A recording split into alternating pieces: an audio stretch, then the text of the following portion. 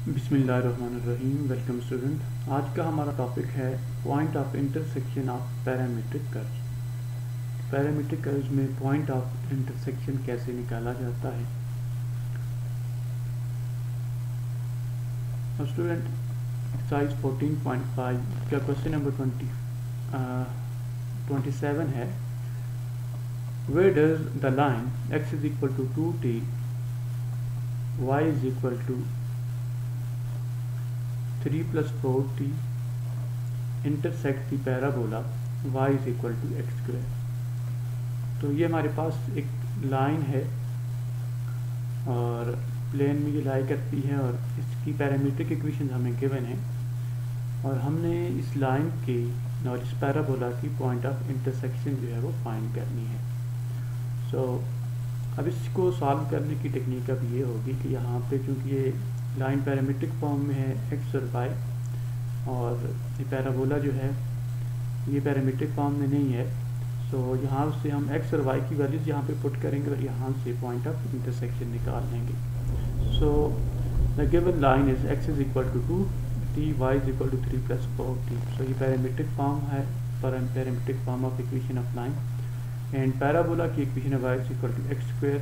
सो ये हमारे पास एक वर्टिकल पैराबोला है। Putting x is equal to 2t, y is equal to 3 plus 4t in equation number 1. So equation 1 में values put करेंगे तो 3 plus 4t is equal to 2t का square. So 3 plus 4t is equal to 4t square और यहाँ से ये हमारे पास एक quadratic equation बनेगी और इसके अब हम factorize करते हैं मिड ब्रेक मेथड से और यहाँ से हमारे पास इसके दो फैक्टर बन गए 2t minus 3 into 2t plus 1 is equal to 0। So t की एक वैल्यू बनेगी t इज इक्वल टू 3/2 और t की जो सेकंड वैल्यू बनेगी वो बनेगी -1/2। सो इस बार आज कि हमारे पास t की दो वैल्यूज़ हैं तो हमारे पास दो पॉइंट ऑफ इंटरसेक्शन मिलेंगे। So putting t is equal to 3/2 and x is equal to 2t and y is equal to 3 plus 4t। So इन वैल्यूज़ को जो हम पुट करते हैं जी x is equal to 2t नीचे लाइन की जो पैरामीट्रिक इक्वेशन है। सो यहाँ से जब x की जगह हम 3/2 की जगह 3/2 वैल्यू लेंगे तो उस वक्त हमारे पास x की वैल्यू बनेगी 3 और y की वैल्यू 9 बनेगी। सो पॉइंट ऑफ इंटरसेक्शन इस केस में हमारे पास 3,9 आएगा। फिर t की सेकंड वैल्यू -1/2 पुट करेंगे तो उससे हमारे पास जो है वो अगेन जो पॉइंट मिलेगा -1 मिलेगा। सो हमारे पास पॉइंट ऑफ इंटरसेक्शन क्या है, -1,1 एंड 3,9। सो ये पॉइंट ऑफ इंटरसेक्शन थे पैराबोला के और लीनियर इक्वेशन से दूसरी तरफ हमारे पास जो कि पैरामीट्रिक फॉर्म में गिवन थी। अब स्टूडेंट नेक्स्ट जो हमारे पास क्वेश्चन है, question number 29, where does the line x is equal to -t, y is equal to 4 plus 2t and z is equal to -3 plus t intersect xy plane, xz plane and yz plane। So again हमारे पास एक line है और ये line जो है ये इसकी पैरामीट्रिक इक्वेशन हमें गिवन है। सो ये हमारे पास जो है ये एक लाइन है और फिर हमने इस लाइन का एक तो xy प्लेन के साथ पॉइंट ऑफ इंटरसेक्शन फाइंड करना है, xz प्लेन के साथ और फिर yz प्लेन के साथ। अब स्टूडेंट याद रखें कि जो xy प्लेन होता है, xy प्लेन से ये हमारे पास x, y और z। सो इस पे ये हमारा जो प्लेन होता है इसको हम xy प्लेन बोलते हैं, xy प्लेन। ये xz प्लेन और इस तरीके से ये yz प्लेन है, yz प्लेन। अब स्टूडेंट जो xy प्लेन होता है, xy प्लेन में चूँकि z की वैल्यू 0 होती है, सो z इक्वल टू 0 जो है ये xy प्लेन की इक्वेशन होती है। इसी तरीके से xz प्लेन में y 0 होता है, so y equal to 0 xz plane की इक्वेशन होगी और इसी तरीके से yz प्लेन की इक्वेशन होगी x is equal to 0। So first case में अब हमने इस लाइन का पॉइंट ऑफ इंटरसेक्शन जो है वो फाइंड करना है xy प्लेन के साथ। सो पैरामीट्रिक इक्वेशन ये लाइन की गिवन है। Equation of x y plane is z is equal to 0, so यहाँ पे z इक्वल टू 0 है, इसमें z is equal to -3 + t है, सो z को z से कंपेयर करेंगे, so you are putting z equal to 0 and z is equal to -3 + t, और यहाँ से हमें t की वैल्यू मिल जाएगी t इज इक्वल टू 3। अब स्टूडेंट ये जो t इक्वल टू 3 वैल्यू है, इस वैल्यू को हम कोई पैरामीट्रिक इक्वेशन में पुट करते हैं तो हमें पॉइंट ऑफ इंटरसेक्शन मिलेगा। Putting in parametric equation of line, so x की वैल्यू तो -2 ही रहेगी, y जो है यहाँ पे t की जगह 3 वैल्यू पुट की है, सो 4 + 2 × 3, और z में भी हमने t की जगह क्या किया है 3 वैल्यू पुट की है। सो हमारे पास जो पॉइंट ऑफ इंटरसेक्शन मिला है, इसमें x की वैल्यू 2 है, y इक्वल टू 10 है, z इक्वल टू 0, सो -2 10, 0 ये पॉइंट ऑफ इंटरसेक्शन है इस लाइन का एक्स वाई प्लेन के साथ। इसी तरीके से इसके जो पॉइंट ऑफ इंटरसेक्शन है स्टूडेंट, वो वाई जेड प्लेन के साथ जो है वो भी आप निकाल सकते हैं, और एक्स जेड प्लेन के साथ भी निकाल सकते हैं। उसमें एक्स जेड प्लेन के साथ चूँकि वाई की वैल्यू 0 होगी, तो यहाँ पे वाई की जगह 0 वैल्यू पुट करेंगे तो टी की वैल्यू हमें मिल जाएगी -4/2 -2, और उस टी की वैल्यू को यहाँ पे पुट करेंगे तो अगेन आपको यहाँ से पॉइंट ऑफ इंटरसेक्शन मिल जाएगा। और थर्ड केस में वाई जेड प्लेन में x 0 होता है, सो x की जगह आप 0 वैल्यू यहाँ पे x की वैल्यू क्या पुट कर देंगे, यहाँ पे 0 वैल्यू पुट कर देंगे, तो उस केस में आपको पॉइंट ऑफ इंटरसेक्शन मिल जाएगा। नेक्स्ट है student symmetric equation of line. अब स्टूडेंट इससे पहले पैरामीट्रिक इक्वेशंस को हम डिस्कस कर चुके हैं। पैरामीट्रिक इक्वेशन से ही सिमेट्रिक इक्वेशन जो है वो फाइंड की जा सकती हैं। We know that parametric equation of line through passing through point P naught of x naught, y naught, z naught in parallel to a vector v equal to a, b, c. So ये जो vector है इसके direction ratios हैं a, b and c, और यहाँ से x is equal to x naught plus a t, y is equal to y naught plus b t and z is equal to z naught plus c t. So ये parametric equations हैं इस line की।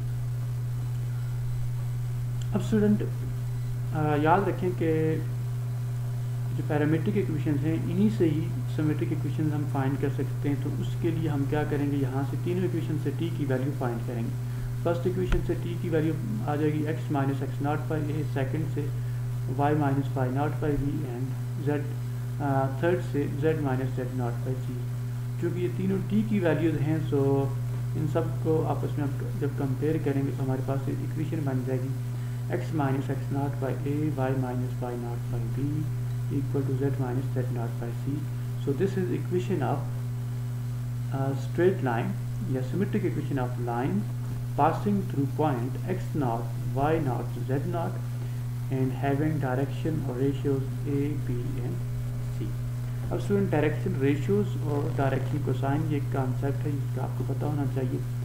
सबसे पहले direction cosine क्या होते हैं ये मैं आपके सामने यहाँ पे इधर एक्सप्लेन कर देता हूँ। Direction ratios and direction cosine से क्या मुराद होती है। Direction ratios and direction cosine. Direction cosine अब स्टूडेंट जैसे आप हमारे पास एक लाइन है, स्पेस कर्व है, ये एक लाइन है, और ये जो लाइन है ये जूम करें आप, ये एक स्पेस कर्व है, और ये जो लाइन है से ये आपका एक्स एक्सिस, ये वाई एक्सिस और ये जेड एक्सिस। अगर ये एक्स एक्सिस के साथ एंगल अल्फा बना रही है, वाई एक्सिस के साथ बीटा, और इसी तरीके से जेड एक्सिस के साथ गैमा एंगल बना रही हो, तो कॉज इसमें ये जो अल्फा, बीटा एंड गैमा ये जो एंगल्स हैं इनको कहा जाता है डायरेक्शन एंगल्स। डायरेक्शन एंगल्स, और चूँकि ये अल्फा, बीटा और गैमा हमारे पास एंगल्स हैं, so cos of alpha, cos of beta and cos of gamma, इनको कहा जाता है direction cosines are called direction cosines. तो डायरेक्शन कोसाइंस क्या होते हैं students? cause of the angle that a line make with x axis, y axis and z axis। so अगर alpha beta gamma ये एंगल्स हों किसी भी कर्व के x एक्सिस y एक्सिस और z एक्सिस के साथ, so cosine of alpha and beta and gamma जो है ये डायरेक्शन कोसाइंस कहलाएंगे। सो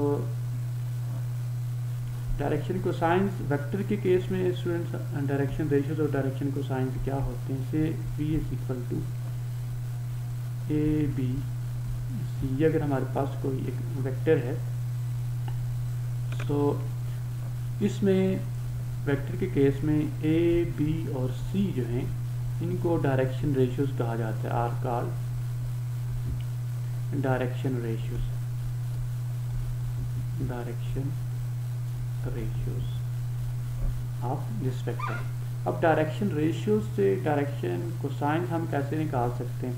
अब ये एक वेक्टर v है, सो इस वेक्टर का अगर मैग्नीट्यूड हम निकालें तो ये होगा a square plus b square plus c square under the root. So if a b c are direction ratios, तो इस केस में डायरेक्शन कोसाइंस आप कैसे निकालेंगे?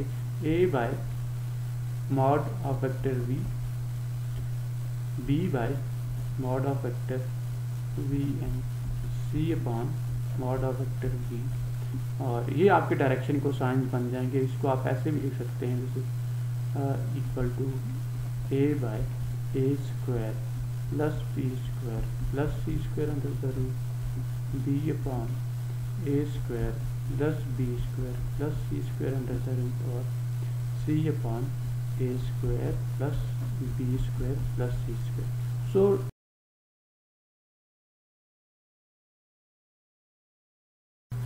अब नेक्स्ट हमारे पास क्वेश्चन है question 35, show that the line. अब हमारे पास दो लाइन्स हैं, x is equal to 2 plus t, Y is equal to 2 plus 3 t, z is equal to 3 plus t. ये हमारे पास ये लाइन L1 है और ये L2 लाइन है। इसकी पैरामीट्रिक इक्वेशन है x is equal to 2 plus t, y is equal to 3 plus 4 t and z is equal to 4 plus 2 t. Intersect and find point of intersection. अब हमारे पास ये दो लाइन हैं। अब हमने सबसे पहले ये प्रूव करना है कि ये दो लाइंस जो हैं ये इंटरसेक्ट भी करती हैं और फिर इनकी हमने पॉइंट ऑफ इंटरसेक्शन भी फाइंड करना है। अब स्टूडेंट इसके लिए जो प्रोसीजर होगा वो प्रोसीजर हम इस तरीके से फॉलो करेंगे कि इन दोनों के इंटरसेक्ट करने के लिए हम क्या करेंगे, इसका ये फर्स्ट जो है इसमें x फर्स्ट इक्वेशन है, मीन्स कि x की वैल्यू है, यहाँ से x की वैल्यू को x से कंपेयर करेंगे, एक इक्वेशन मिल जाएगी। यहाँ से y और y की वैल्यू को कंपेयर करेंगे, सेकंड इक्वेशन मिल जाएगी। और इसी तरीके से z की वैल्यू को z से कंपेयर करेंगे तो यहाँ से हमारी पास थर्ड इक्वेशन मिल जाएगी। तीन हमारे पास स्टूडेंट इक्वेशन यहाँ से बनेगी 1, 2 एंड 3। उन तीन इक्वेशन में से हमने दो को सॉल्व करना है और वहाँ से अगर पॉइंट ऑफ इंटरसेक्शन एक पॉइंट हम निकालेंगे, पॉइंट ऑफ इंटरसेक्शन, और वो पॉइंट अगर तीसरी इक्वेशन जो है वो भी सेटिस्फाई करेगी तो फिर वो जो तीनों लाइन ही आपस में इंटरसेक्ट करेंगे। सो इसके लिए प्रोसेस जो है ये आपके सामने है। ये पहली लाइन है। अच्छा, चूँकि यहाँ पे पैरामीटर को एक में तो मैं T1 का नाम दे देता हूँ, एक को T2 का। फर्स्ट लाइन के लिए पैरामीटर को T1 का नाम दे देते हैं, सेकंड के लिए T2 का। if two lines intersect then, so इसमें ये जो फर्स्ट वैल्यू है इसको फर्स्ट से इक्वल कंपेयर कर दें, सो हमारे पास ये फॉर्म बन जाएगी T 2 plus T1 is equal to 2 plus T2। So यहाँ से T1 minus T2 is equal to 0, ये एक इक्वेशन बन जाएगी। फिर इसी तरीके से जो सेकंड हमारे पास वैल्यूज हैं इनको कंपेयर करेंगे तो हमारे पास जो सेकंड इक्वेशन बन जाएगी। और इसी तरीके से ये थर्ड इक्वेशन हमारे पास यहाँ से मीन कि ये तीन डिफरेंट हमारे पास ये इक्वेशन बन जाएंगी कंपेयर करने से। अब स्टूडेंट इन तीन इक्वेशन को हम सॉल्व करते हैं। सबसे पहले 1 और 2 को सॉल्व करते हैं और इन दो को जब हम सॉल्व करेंगे तो यहाँ से हमारे पास T1 is equal to T2 equal to -1। So T1 और T2 की जो वैल्यू हमें मिलेगी वो -1 वैल्यू मिलेगी। अब अगर ये -1 वैल्यू या T1 और T2 की वैल्यू जो है ये अगर इक्वेशन 3 भी सेटिस्फाई करती है तो इससे मुराद ये कि ये तीनों इक्वेशन हैं ये इंटरसेक्ट करती हैं। तो इसमें तकनीक ये होती है कि आप तीन इक्वेशन बनाते हैं, दो को सॉल्व करते हैं और फिर उनका जो पॉइंट ऑफ इंटरसेक्शन है मीन कि उसको अगर तीसरी लाइन भी सेटिस्फाई करे मीन कि वो पॉइंट जो है वो से ऐसे है कि इसको आप ऐसे ले सकते हैं कि जैसे आपके पास तीन लाइंस हैं और अगर पहली लाइन जो है ये फर्स्ट लाइन आप ले लें, फिर इसी तरीके से ये सेकंड लाइन है। सो अगर से आपने यहाँ से इन दो का पॉइंट ऑफ इंटरसेक्शन फाइंड किया तो हम तो ये प्रूव करना चाहते हैं कि तीनों लाइंस इंटरसेक्ट करती हैं और पॉइंट ऑफ इंटरसेक्शन। सो जब तीनों लाइंस इंटरसेक्ट करती हैं तो ये जो पॉइंट ऑफ इंटरसेक्शन है ये थर्ड लाइन के ऊपर भी जो है ये लाई करना चाहिए। सो इसके लिए L1 से L2 L3 है। सो दो को हम सॉल्व करते हैं और वो जो पॉइंट ऑफ इंटरसेक्शन है अगर तीसरी की लाइन भी सेटिस्फाई करती है तो इससे मुराद है कि ये जो पॉइंट ऑफ इंटरसेक्शन है ये तीनों लाइंस का है। अब इसके बाद यहाँ पे आप देख सकते हैं कि पुटिंग इन इक्वेशन 3 में हमने T1 और T2 की जो वैल्यू आई थी उसको पुट किया तो ये 0 के इक्वल आ गया। सो इससे मुराद ये है कि जो तीनों लाइंस हैं सॉरी दो लाइंस हैं ये आपस में क्या कर रही हैं, ये इंटरसेक्ट कर रही हैं। सो जब ये दोनों आपस में इंटरसेक्ट कर रही हैं सो उनका जो पॉइंट ऑफ इंटरसेक्शन है वो किस फॉर्म में होगा। Point of intersection putting T1 is equal to T2 equal to -1 in line L1। So ये जो T1 और T2 की वैल्यूज़ हैं इन वैल्यूज़ को आप इक्वेशन लाइन 1 में यूज़ करें या लाइन 2 की पैरामीट्रिक इक्वेशन में यूज़ करें, दोनों से आपको एक ही पॉइंट ऑफ इंटरसेक्शन मिलेगा। सो जब T1 की वैल्यू हमने -1 दी है सो हमारे पास यहाँ पे x की वैल्यू 1 बन जाएगी, y की वैल्यू -1 और z की वैल्यू 2। सो यहाँ से जो पॉइंट ऑफ इंटरसेक्शन हमें मिलेगा वो 1, -1, 2। सो ये पॉइंट ऑफ इंटरसेक्शन है इन दो लाइंस का जो कि पैरामीट्रिक फॉर्म में हमें गिवन है।